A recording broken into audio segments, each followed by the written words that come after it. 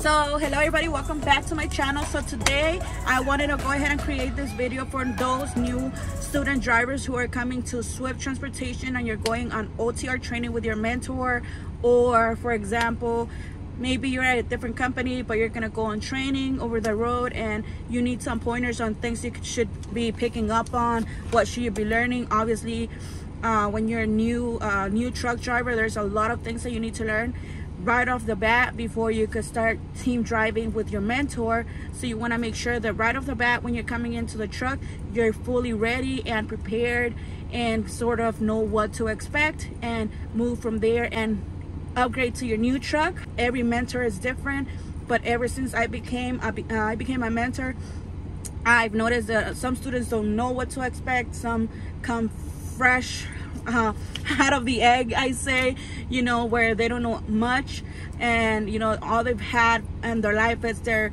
DMV, the training they did for the maneuvers at the DMV and stuff. But now that you're coming into the actual OTR training, I want to go ahead and, you know, elaborate on what you're going to be learning, what to expect, and so on and so forth. So if you're interested, keep on watching and I'll walk you through what to expect. So basically, your first thing it's to expect is depending on who you get, you know, some mentors will tell you what to bring, what not to bring. Some will, you know, prep you thoroughly from right at the beginning. They're gonna be very good at communicating on things you should bring. You know, they're gonna tell you what to expect and stuff. Some mentors won't. That's just how it goes. Not every mentor teaches or shows their student the same way, all over the place. But I know that, you know, when I went through my OTR training, I was same brand new driver. I was clueless of what to expect. I sure did my research, but sometimes it's never good enough till you're actually there. So, you know, so basically one of the things I wanted to actually put out there is just, if you're going on your OTR training, just know one thing: don't overpack and don't underpack. So if you're bringing stuff, make sure you bring a clothing amount for 7 to 8 days. You know, don't bring super big, you know, clothing that occupies way too much space in your luggage, or, you know, up here. As you may know, when you're OTR driving on the first week of your training, at least with Swift, the first 50 hours, you're not supposed to be driving by yourself. Your mentor has to be with you, sitting on the front seat, on the passenger seat, 24/7. Whenever you're driving, whenever you're on moving the truck, he's supposed to be there right next to you. With all that being said, it means that when your guys have stopped driving, the mentor sleeps on the bottom bunk and you sleep up there. So the more stuff you bring, the less space you're gonna have to sleep comfortable and all of that, you know, you're already gonna have. So when you come onto your training, you're gonna be under a lot of pressure already. So you want to make sure that your bed is, you know, ready to go. You know, when you go and get into your truck, you know, whenever that your mentor reads you the truck rules and all of that, if he didn't send them to you, whatever's, one of the things you should do is organize your bunk. Organize it, have it ready to go. You know, some mentors will give you a spot for you to use, some mentors won't. I typically give my students one spot right here, and all the top area, it's theirs for them to use. You know, I only just tell them, you know, don't put any food or sugar drinks up there, because, you know, you could get, you know, I've had some students, or just one, that actually spilled some stuff. They didn't tell me. When I came back from home time, I had a bunch of ants, and I'm like, it was a hassle just removing all those ants and all of that. They were all over the place, and you know, the worst is my student didn't tell me, so I'm like, no. When I came back, they were eating everything. When you come into the truck, make sure every single time, you know, especially this part's more specifically when we're already teaming, you know, make sure you keep a clean environment up there. The way I work with my students is I don't like them, you know, if they're already sleeping right here, and let's say I'm driving on the road, sometimes I have to be on the front seat, sometimes when, you know, the student it's already works teaming already, because sometimes the student needs help, or sometimes I'm afraid they might take the wrong exit, so sometimes I have to get up on the middle of the night, the middle of the my sleeping hours, to just make sure that he's on or she's on the right page, right road, all of that, right? So sometimes, you know, I get sleepy when I'm like just driving, team driving. So then what I do is that I stop for 1-2 hours depending, and then I just go to sleep. And you know, I don't like waking my students up, so if they're right here and I go up there and there's a mess, it's the most frustrating thing, because like I specifically tell my students from the beginning, make sure that top bunk it's clean. I always keep mine very clean, so that if they need to sleep, all of that, it's good to go. You know, I don't like keeping a mess, you know. So basically, expect what to expect. Let's say your mentor, it's not as informative, or it's not very expressive on things you should be doing and all of that. Ask questions. For example, how long are we going to be staying at this truck stop for? Typically, if you go at a truck stop, it's for your 10-hour break. If you know that, if your mentor tells you, or if you already know that you guys are going to be taking a 34 and you're at a truck stop, that's a good time for you to wash your clothing. Sometimes it could be kind of pricey, on the pricier side, but it's worth it. If you know, if you pack for a 7-day, you know, 8-day, and you pack your clothing and all of that, and you know, you see a truck stop, 9 out of 10 times there's gonna be a washing machines and dryers and all that for you to shower and all of that. Make sure you bring money when you go to OTR training. Bring cash, card, Zelle, anything, you know. Bring money. Make sure you don't just come with no money. Right here, everything is expensive. Food, you know, you're not gonna get anything under 15 bucks. Most food, it's expensive, as you may know. Snacks, water, stuff that it's easy, like you could bring your own snacks, you know. You could prep your own snacks for at least the first week, and then you could, you know, find some, you know, some mentors take their students to like Target, Walmarts and stuff like that to like purchase snacks and stuff, you know, maybe 5 cup of noodles, you know, maybe bring water bottles, 1 water case, something like that, you know you're gonna be drinking. Water's expensive out here. 1 bottle of water is like almost $4, so you know, it depends. If you want to buy the case or you want to buy water out here, just make sure you bring money with you. Know that you might be here for at least 4 to 5 weeks. The way Swift works is that you're in training for at least 200 hours of driving. That's your drive time. You have to also perform 40 backings. You're also going to be expected to do at least 30 pre-trips. With that being said, you're going to be on the truck for at least 4 to 5 weeks, depending on how your mentor works.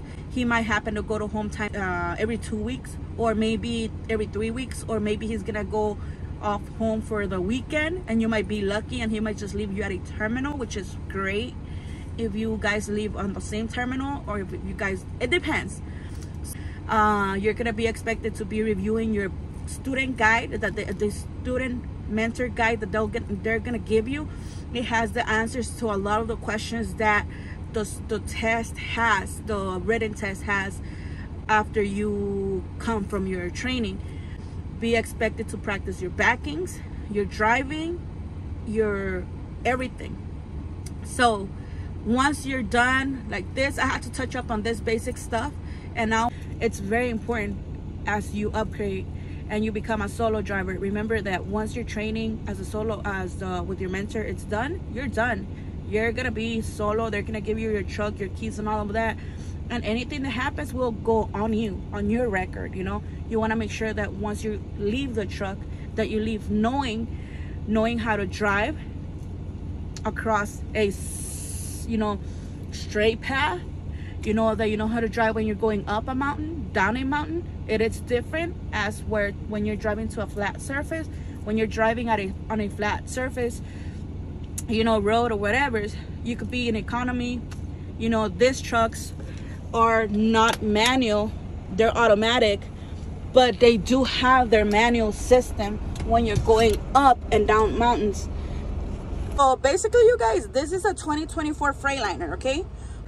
So this is the shifter on Freightliners, okay? So, okay, with this one right here, you put it on drive, neutral, or reverse, okay? Okay, your Jake brake. To put the Jake brake on, it has 3 levels. Level 1, level 2, and level 3. That's your Jake brake, okay? And it has, you could change it from automatic to manual and even perform. The best features, it's automatic that you're gonna be on all the time, and manual. You're supposed to know how to switch back from both of these features.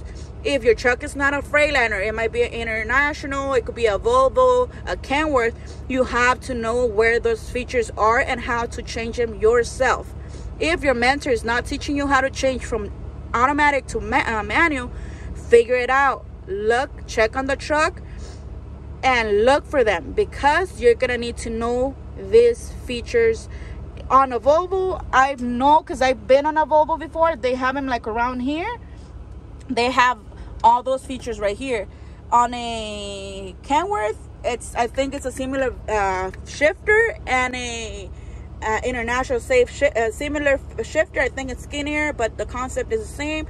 And then just make sure that you know how to change from automatic to manual.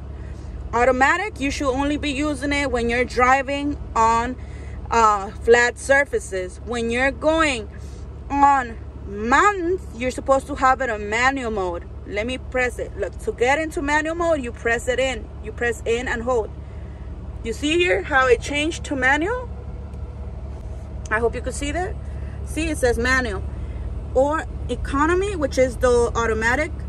And then it has the other nice feature, which is perform. But that one, I never really use it. The most important one, like I said, it's manual. No, automatic and manual. It's very important for you to know these features. Look right here, it's a Freightliner 2024. Most Freightliners work the same way, and the other trucks the same way. Okay, if you're gonna change your shifter to manual mode, just know that your truck has to be on a gear lower. So let's say your truck has 13 years. So let's say your truck has 13 gears. You would have to be on gear 12 or 11 in order to be able to put it into manual mode. If your truck, you're trying to change it to manual and it's not working for you, just check, try giving it a lower gear. Like this one has 12 gears, so only 11 or any of the other lower gears. Not on 12. It's not going to change if it's on 12. And it's very important that you know that, because you don't want to find yourself not knowing how to change it from automatic to manual once you downgrade. Another thing, depending on who you get as your mentor, might not tell you how to properly use it. This feature is in trucks because it is very important that you're not going down on the Grapevine, for example. You're not going down on the 80, on the 15, on the Colorado mountains in automatic. Obviously, this newer trucks, the Jake brake responds pretty good, even when they're automatic. Just know that you want to prevent overheating your engine or overheating your trailer brakes, your brake drums. It is very important how you drive, because if you don't know how to use these features correctly, you're gonna be driving on a runaway truck, which I call them. You know, you want to make sure that, let's say you're going down a certain mountain in a certain speed, you have to know that you're driving at that speed because you want to, not because you don't know how to control your truck or your vehicle, your equipment, whatever. Remember, the truck you're on, you're going to drive it different depending on if you're loaded, your weight, weather, how the conditions are. That, you know, those are things you have to learn when you're with your mentor. How to change from automatic to manual. When should you be driving in manual mode? When should you be driving in automatic mode?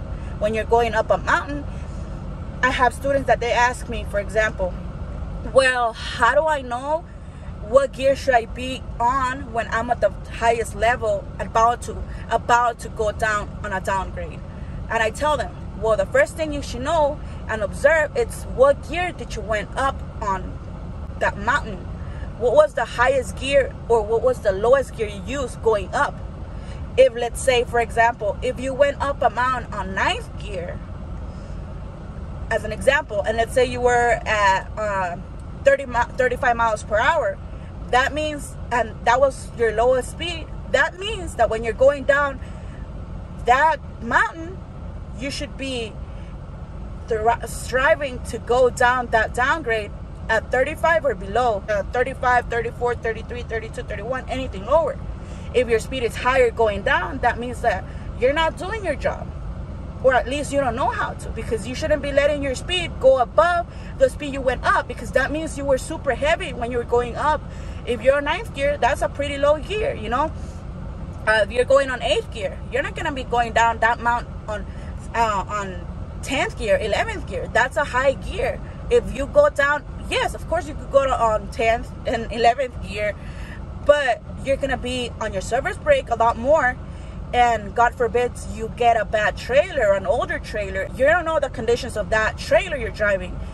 You're gonna be hopping from trailer to trailer, so you're gonna do your pre-trip and everything, but you don't know exactly from the inside if other drivers were driving that trailer, if the previous driver almost overheated the brakes, whatever it is, you know.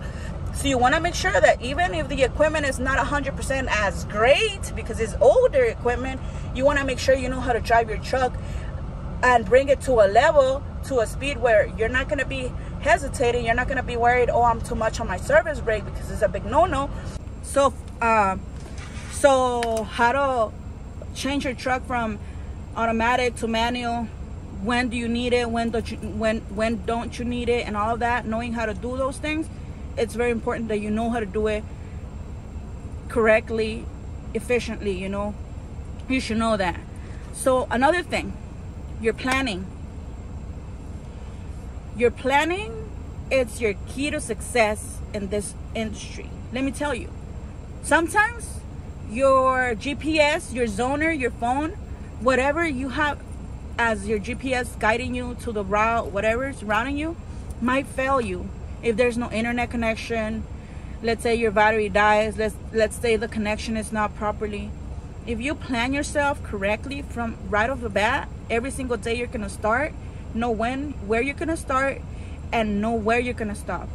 If your mentor doesn't tell you, ask him. If he's not telling you, check. Have your routes ready. It is very important that you're not just following the GPS. I have a lot of ways to do my planning. Look, this is an example of how I do my planning. I always know which highways I'm gonna take. Half the time, now that I have more experience, I know where I'm heading. But right now that you're gonna be a student, that you're barely gonna start, you're not gonna know.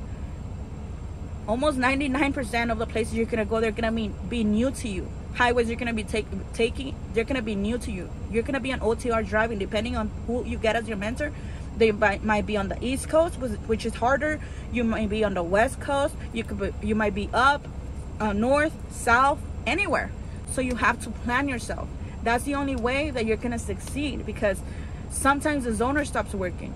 Sometimes you pass through areas where there's not a lot of internet connection, and sometimes you have to choose which freeway, which highway you're gonna take, which interstate. You have to know. If you write it down, even if your zoner stops working, even if it tells you go this way and it's the wrong way, do your planning. And another thing, once you've done the planning, show it to your mentor. Is this good? Is that looking good? If he doesn't say anything, or he does, depending when you get, you know, they're gonna help you. They are. That's what they're there for, to teach you how to like read the maps, how to like take the right routes and all that. So once you've done all of that, make sure, you know, you stick to the plan. Unless there's a detour where, you know, there's officers and personnel from Caltrans saying which way to go, listen to that. Sometimes you're gonna see detour signs, but sometimes they are just put there on the highways and interstates and ahead of time. Let's say there's gonna be a detour tomorrow. They put up a lot of the signs, cones ahead of time, so that by tomorrow they're just, you know, ready to go. But if there's no detour and there's only signs, just keep driving, you know. read your signs. You know, you're supposed to know how to read your signs correctly. I think I'm gonna make another video in the future on how to read your signs, which signs you should be looking for, even if you don't see them. You know, when should you be looking for those signs? For example, like if you see small narrow roads that you're driving into, sometimes if you're, for example, on the East Coast, there's a lot of roads that they're narrow, but they're still okay for truck drivers. It's just that they're small and narrow, you know. And you know, sometimes you're gonna be driving on the West Coast.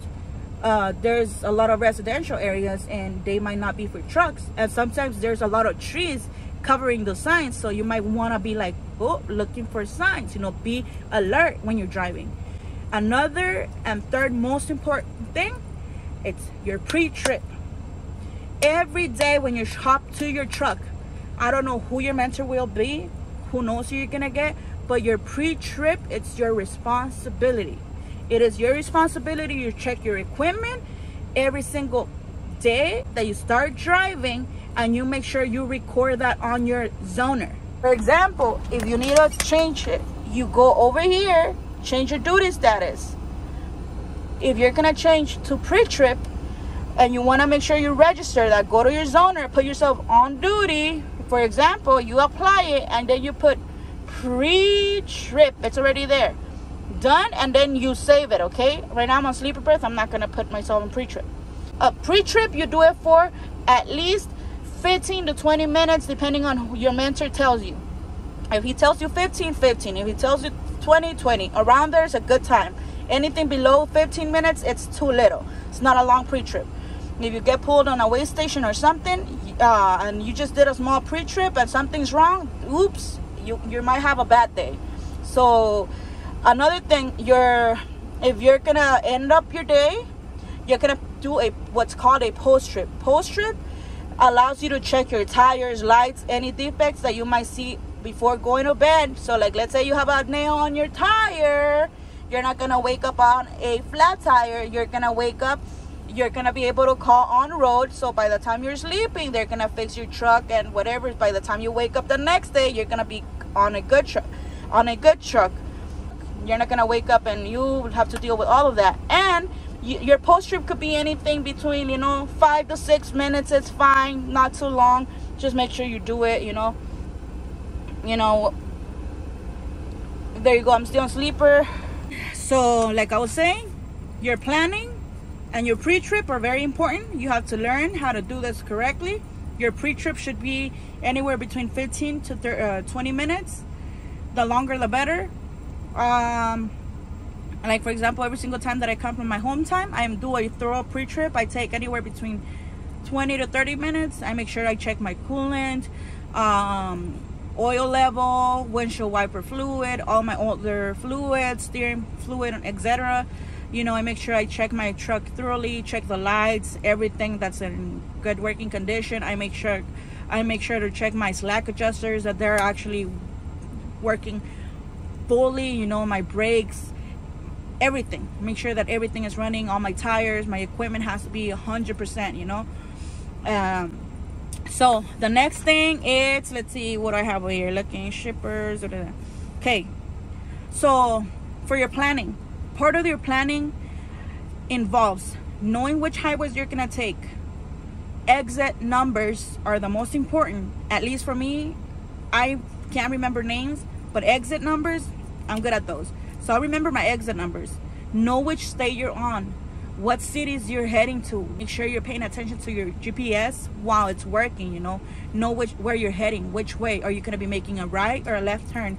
Are you gonna keep it straight on the same highway, or are you gonna maybe shift a little? You know, you have to make sure you're paying attention to those things. When you're driving, your focus should be on the road, on the mirrors, on your cruise, on your Jake brake, everything. You have to be multitasking on this job, and you have to know how to do it properly, correctly, so that, you know, you're driving safe. You know, when you're pretty close to your shipper, one thing that's very important that I've taught my students, or I'm teaching them, is to make sure that they take a picture through the Google Maps, the satellite, of the surrounding of the building, to look for the main entrance, which roads take you there. And then once they know where the truck entrance, you could see it, you know, it's very you know, noticeable through the satellite, through Google Maps. So I make them download that app. If usually iPhones don't come with it, I've noticed that, so I just tell them to download it. If they don't like it, they could take it off while they're out of my truck. But while they're in my truck, I make sure they take a screenshot of the perimeters of the entrance, and I make sure they know which roads they're gonna take after they exit the highways, which roads, and I make sure they list them, because sometimes, you know, the zoner stops working, or sometimes you're not sure, and I don't like them to be like worry about, oh, is it a left, is it no. If they do their planning, all they have to look is to take a quick sneak peek, you know, like whatever's, and they're good. They don't struggle that much. I'm usually there with them, but I'm not like telling them go left, go right. They're doing it, and I make sure that when they're out of this truck, they know what they're gonna be doing. They know what they're looking for. They know how to look for it, you know. And it's very important for you to know how to do that, because sometimes when you go to shippers, the entrance is not always the one that the GPS or zoner takes you to. Sometimes it might be different. But by you taking that moment, even before going to bed, you know, if you could check the perimeter of that building and see where your truck entrance is, and maybe take a quick screenshot, it's helpful, you know. And it's necessary when you're a new driver to know where you're gonna be entering. Where's the building? Sometimes it could be confusing. Sometimes the bills that they give you have like one address that's the same building, but sometimes the building has multiple facilities inside, like different warehouses, that it might not be the right one. But by you making or doing your planning, you're gonna know, you know, or at least you're gonna know the building number, and you're gonna be like, well, at least it's the right building number. Now I have to look which one it is, and all it takes is just go ahead and ask, or you know, whatever's.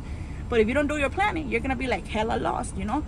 And I make sure they become very independent, and you should become independent. You shouldn't wait for your driver, your mentor, to be telling you, do your pre-trip, do your planning. No, the planning, all those things, you should be doing them on your own, you know, because once you're already hopping to the chair to start driving, you should be ready to go. And you know, if anything, just be ready to, does this look like a good route, whatever's, and you're able to ask more questions if you're not sure. But if you're not sure and you're just driving and have that dependency on the GPS and the zone and all of that, I'm sorry, but you're the driver. You're gonna be a new driver, so you want to be able to have more tools. You're planning so that you don't get yourself lost. You're driving a truck, not a car. Swift has the no U-turn policy, where you make a wrong turn, you miss your turn, you have to go all the way around. And that's another thing. You have to make sure that you get a shippers at least 1 hour ahead. An hour, you know, 30 minutes. But remember, if you miss your entrance, or if you miss your truck entrance and you keep going, sometimes you have to go around. And to go all the way around, it might take you a good 20 minutes. So you have to make sure you give you some extra time to, you know, go around if you have to, you know, because you cannot make U-turns on a truck on the road. That's Swift policy, and you cannot do that. I don't know other companies, but for Swift, that's automatic termination. Okay, so no U-turns. So make sure you do your planning. If anything, you have to go around, but you know, give yourself extra time. Okay, so let's see another thing. You should be learning how to couple and uncouple your truck and trailer.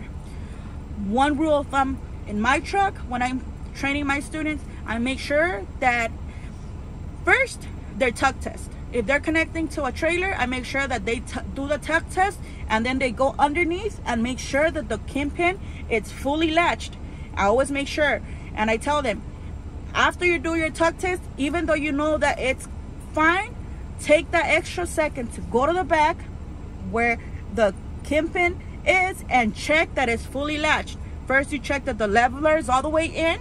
Once you see that the key is in, you go underneath, make sure that the latch is all the way in, because sometimes, even though you do the tug test, let's say it's an older trailer and it hasn't been properly lubricated, what will happen is that sometimes the let's say the jaw goes like halfway, or almost like 3/4 or 3/4 of the way. And then when you do the tug test, it will pass the tug test. And sometimes the leveler, it will look like it's all the way in, but if it's like, let's say 1 inch or 2 inches off, it might not be all the way in. So if you go to the back and make the extra step, take the extra second, and you see, make sure once you see it's fully latched, you did the tug test, latch is all the way in, we're good. But if you don't take the time to do those extra steps, I have seen it personally when Swift drivers and night drivers accidentally, just connect to it, do everything really fast, like they're in a rush. They did the tug test, passed it, and they start driving and their trailer drops, and I've seen it. So it's very important, and I tell my drivers, tug test first, then make sure you put the landing gear up, connect your lines, whatever's and all that. If you're disconnecting from a trailer, I always make sure, and I tell them, make sure you put the landing gear down first. That's the most important thing when you're dropping a trailer. If you don't put the landing gear down first, you might make the mistake to drive out thinking that you already put the landing gear down, and you might forget about it. And I tell my students, keep a pattern. If you do things in a pattern, at least that works for me, you're not gonna forget about things. But if you do things one here and then you go do one and then you come back inside and then you go out, you might forget some steps. So do one thing at a time. First, do the outside stuff. If you're disconnecting, landing gear down first.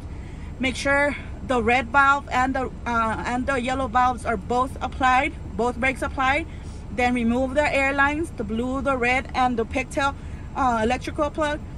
Put them on the spot. Then come back inside and release the trailer. This truck has the release key inside, so you just press and hold, and then you would see right there. Like for example, let me just press it. You see, if it shows you that yellow one, it means that it didn't disconnect, which is fine. I don't want to disconnect it, but you just press that in. So you should be able to know and leave knowing how to disconnect and connect to your trailer properly. Another thing you should know is how to slide your tandems. Where should they be? Where is the 40-foot mark? Where is it at? How do you know? If let's say the trailer doesn't have a sticker that shows you, how do you know you're at the 40-foot or past the 40-foot, but legal in California? You have to learn. You have to know that. Carry a measuring tape with you if possible. You have to know how to slide the fifth wheel. You have to know how to slide it, how to get the pins to go back, where should it be, which holes are the best ones. Personally, I like to have it between 4 and 5 or 5 and 6. I don't like to have it any forward, because then that gives me less play when I'm turning left or when I'm turning right or when I'm parking. And I don't like to have it all the way to the back. It's just, I don't. But I like to have it between 4 and 5 and 5 or 5 and 6, depending. You have to know how to do that. Sometimes you have to release some weight from the drives, or sometimes you want to have less weight on the steer tires. So to adjust that, sometimes you have to move the fifth wheel. But personally, I've only moved it like twice. I usually keep it at the same spot, and I never have any issues. I'm always pretty balanced, maxed out. But those are things you're supposed to learn how to do. Another thing, let's see, how to slide tandems, your backings. Learn your backings as much as possible. I teach the 6-step method to my students. The first one being setup and looking at their surrounding. Right when you know you're gonna park at a spot, whether it's a shipper, a final, truck stop, rest area, anywhere, I teach my students, never try backing into a spot using your blind side.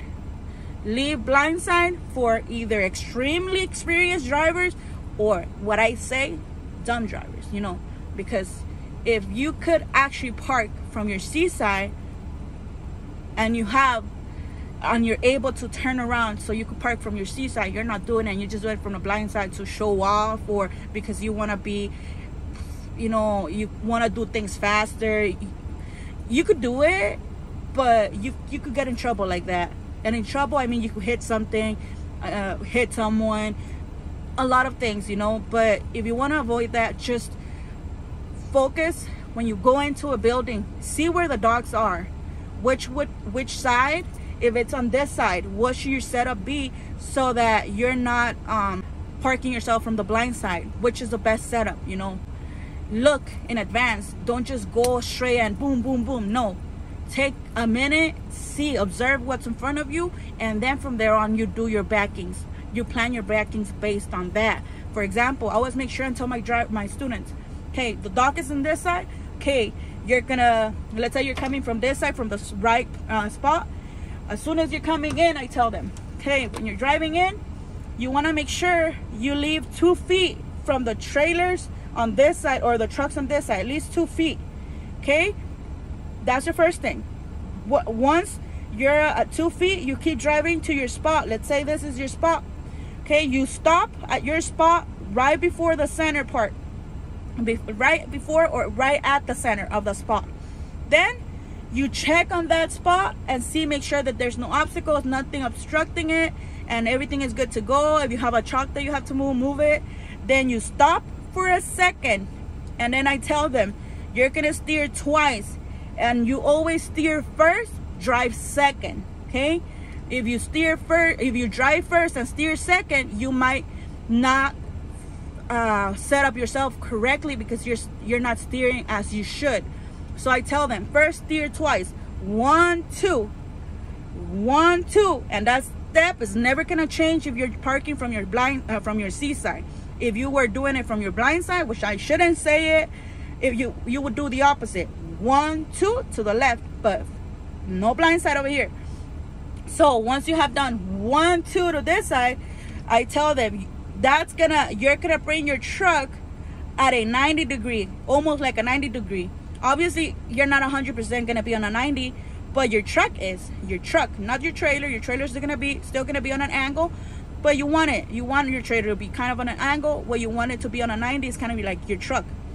Then you do a second stop, right? At least I tell them to give themselves 14 to 10 feet away from the trailers on this side or the dog on this side or whatever obstacle they have on this side. So they do 1 here, 2 feet over here, 10 to 14 feet on this side, 2 feet on this side, and then they steer 1, 2 to the right, pull all the way up, and then they steer to the left. 1, 2, they undo what they did.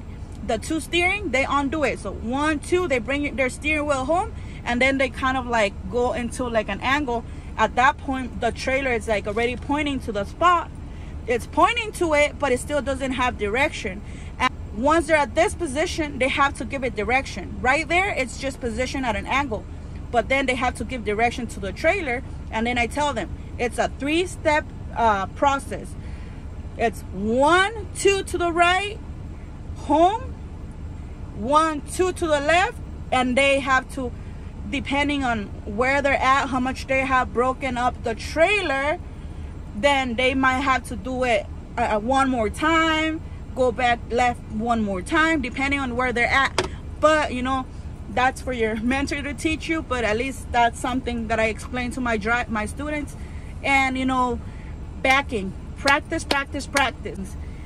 So basically that's, you know, all that you have to learn. Make sure also that, you know, make sure that you buy a leaf blower so you're driving and you have a clean trailer. And basically that's it. Those are the things. Get to know your truck. Make sure you learn how to do your planning, your pre-trips, you know, it's very important. Your, you know, basic stuff, you know, like driving, and when is it okay to stay manual, when is it okay to drive automatic. Make sure you know how to change from systems. It's very important depending on where you're driving, if you're driving mountains or, you know, flat surfaces and stuff. Make sure you know how to read your signs. It's very important. Remember, when you're driving loaded, it's totally different when you're driving empty.